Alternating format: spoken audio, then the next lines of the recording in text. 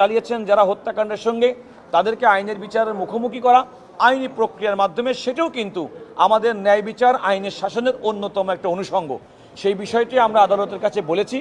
আদালত সাংবিধানিক আদালত, আমাদের বক্তব্যের প্রাথমিক সত্যতা কিংবা যুক্তিযুক্ততা প্রমাণ পেয়ে ওনারা রুল ইস্যু করেছেন এবং অন্তর্বর্তীকালীন আদেশ দিয়ে এই আদেশটি 3 মাসের জন্য স্থগিত করেছেন।